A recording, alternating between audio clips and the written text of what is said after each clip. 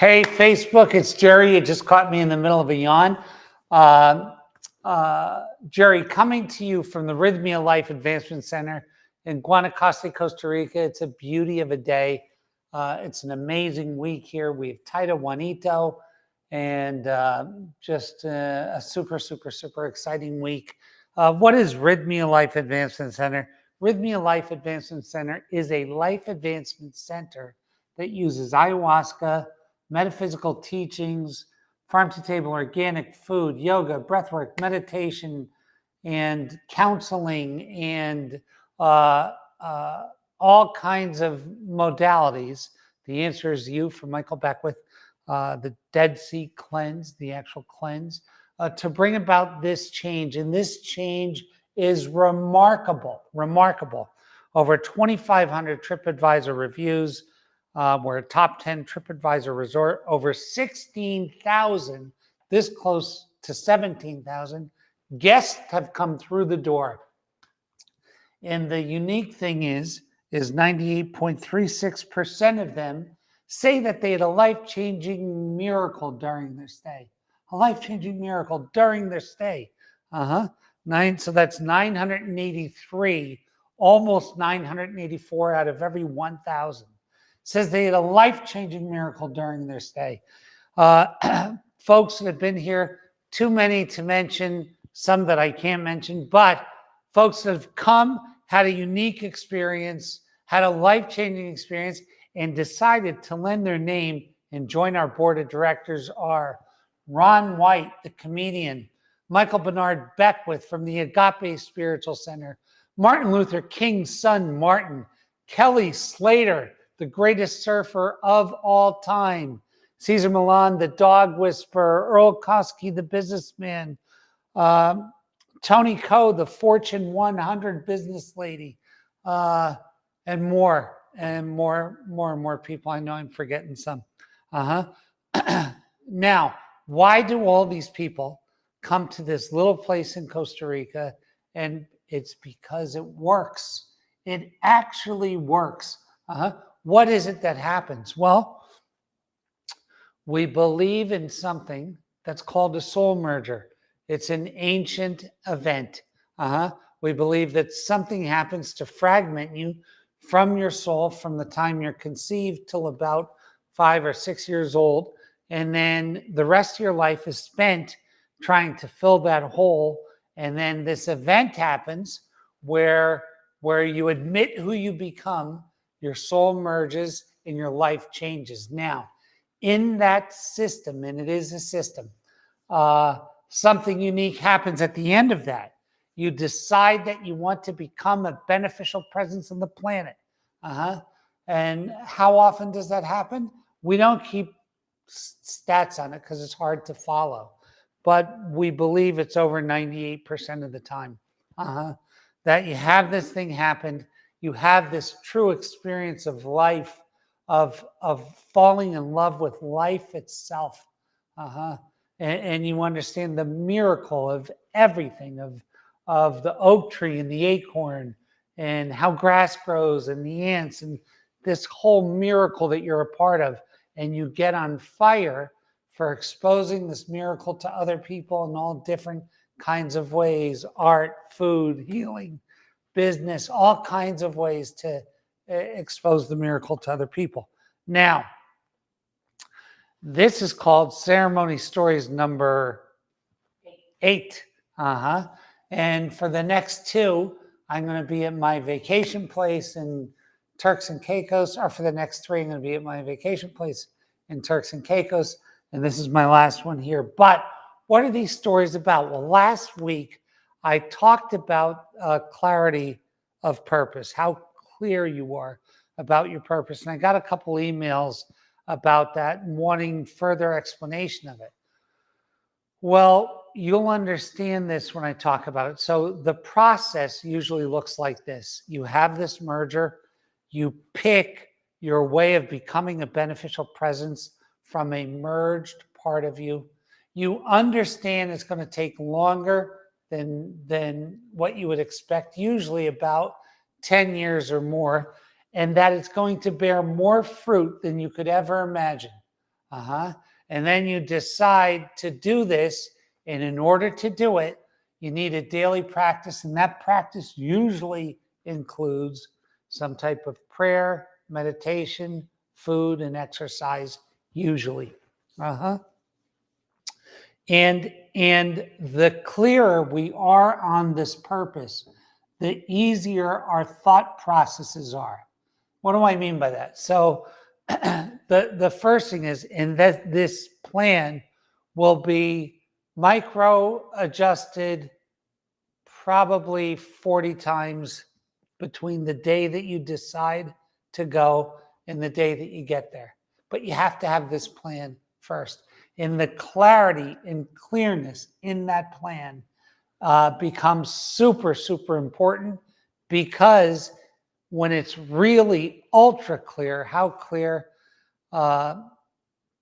like so clear that the car you want, you see the wheels, the color of the interior, the smell of the leather, the sound that the door makes when clear. That's how clear. Clear, clear, clear, clear, clear. If you want a relationship, you have an idea of exactly what you want that relationship to look like.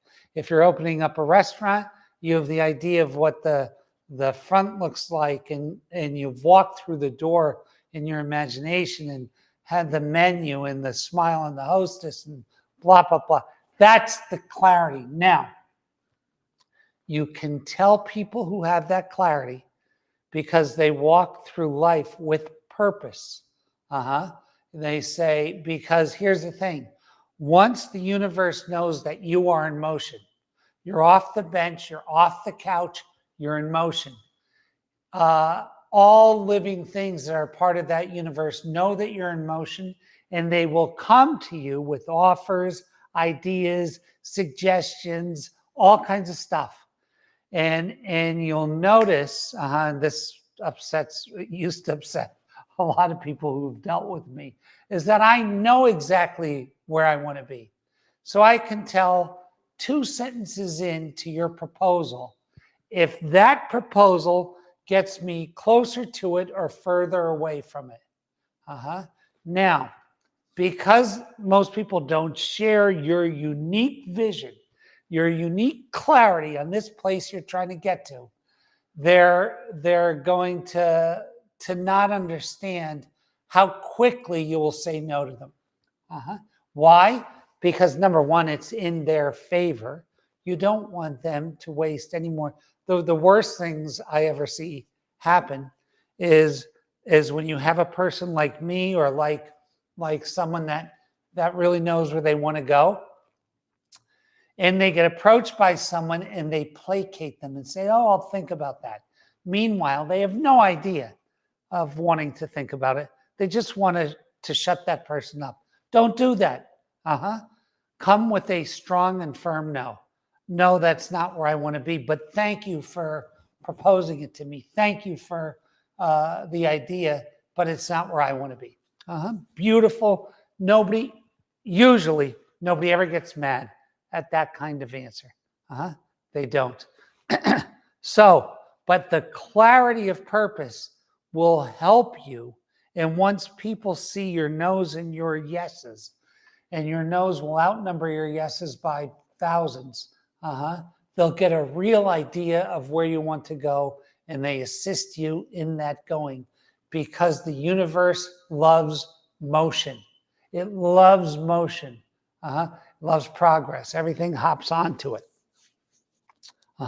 So with that example of how clear, and here's the greatest thing, it doesn't matter in the ceremony that I'm talking about, where she talked about clarity, she talked about failure, and it does not matter how many times you failed, how badly you failed, how hurt you are, how devastated. It doesn't matter. You're one thought away from getting on the train, doubling down, going forward, and winning. You're one thought away, one new thought, one new idea away. And the less time you spend in self-doubt, hatred, madness, scarcity, lack, limitation, the less time you spend there, the more time you can spend getting on with getting on. Fact. So get crystal clear. I know what my car wash looks like. I want to use this kind of rags with these kind of people, da, da, da, da. And by the way, no job, no vocation, no thing that helps others is too small to not turn into a huge win. Whether you're a plumber, a painter, a cook, a chef, no job is too small. Because if you love it, I tell the story about the plumber that became a multi-millionaire. If you love it, and when I say if you love it, I don't actually mean with the art of plumbing, but that might be one part of it. But if you love helping the people through plumbing, and you love helping your employees through plumbing, then that plumbing becomes the biggest business ever, right? So forget about, oh, how am I going to make money in this? First thing is, do I love it and can it benefit people? That's what a beneficial presence is about. That's the whole thing. That's it. And if you do, the sky's the limit. The sky is the limit. I had a friend that loved the pizza business so much, and he started out with one pizza shop when he was in college, and he built the biggest pizza chain in the world. His name is John Schnatter, and the place is Papa John's. And just don't ever think that because this idea of I'm a maid, look at maids on the go. I'm a plumber, I'm a this, I'm a that. Forget about it.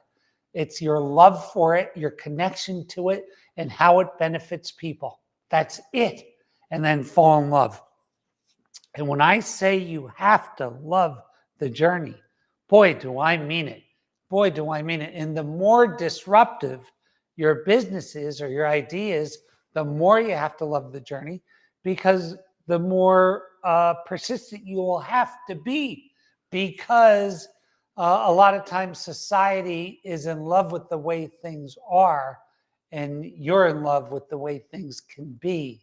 And those things meet up, and what wins is persistence. Grass beats concrete. Grass beats concrete. Persistence over intensity. Consistence over intensity, right? And here's the other thing. A lot of folks start, and this is why they quit so early. And I'm going to tell you what goes away. And it was shown to me in this ceremony how it goes away. All of us are born with an inherent flaw of looking for a place to rest. So part of this human condition is the fallacy of a place to rest. So what we do is we say, oh, I'm going to have a big business, so one day I have a place to rest. Or I'm going to do this thing that I don't like to do, so one day I have a place to rest. I'm going to tell you, if you want to do this the right way, if you want to make it fun, if you want to fall in love with the journey, you can't look for a place to rest. And when you move a place to rest off the table, what you're left with is, I better love what I'm doing. When you move a place to rest off the table, that it's not in the realm of possibility. That, and here's a beautiful part of it too. I want to work till I die, because if you love your work, you'd never work a day in your life, right? If you love helping people, you work till you die. And if you move that looking for a place to rest off the table, then you'd be really clear, super clear about what I'm doing now. Loving what I'm doing now. And when I say loving it, I don't mean loving all of it, because you can't love the whole thing. And I'll give you an example. I hate a lot of the administrative responsibilities of rythmia. I hate it. I hate it. Today's Tuesday, it's meeting day. There are lots of parts of this that I don't like. I don't like looking at cash flows, budgets, paying bills. I don't like it. I have to do it because it's part and parcel of the thing. So how does that counterbalance? In exchange for that, I get to look at the faces of the people who are leaving on Saturday and Sunday, and I know that their lives have been forever changed. It's an exchange. It's an exchange. But I know what that exchange is, and I'm willing to do it, right? I'm willing to do it. So if you're doing it, if you hate what you're doing so much that you're doing it to get to a place of rest. In other words, I'm going to continue to sell cars even though I hate it. I hate selling cars. I hate the people who buy cars, that about whatever the thought is. But I'm going to keep doing it until I get to that place of rest. I'm going to tell you, you'll never make enough money selling cars to ever get to that place of rest because you don't love what you're doing. The universe only gives us our monetary equivalent when we attain mastery. And you cannot attain mastery in something that you don't love. It's just these simple rules. And when you get the aha and you go, holy crap, that makes sense. I want to reorganize my life so that I'm not looking for a place to rest, where I love what I'm doing, where I enjoy what I'm doing, then every day is fulfilling. And you can do that until you die. You can do that until you die. I'll leave you with that. And I will see you next week from Turks and Caicos. Have a beautiful week. God keep you. God bless you. God hold you. And I want to make sure that you know something.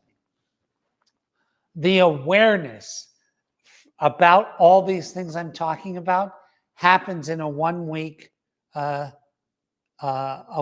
journey at Rythmia. It all happens here in that week.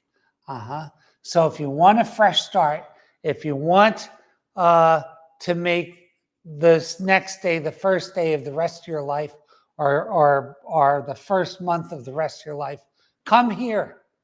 Do it. Don't wait. Don't wait. And it's not whether you can afford to. It's can you afford not to, right? How many weeks do you want to live not to your fullest potential, right? That's the decision you need to make. See you soon, everyone.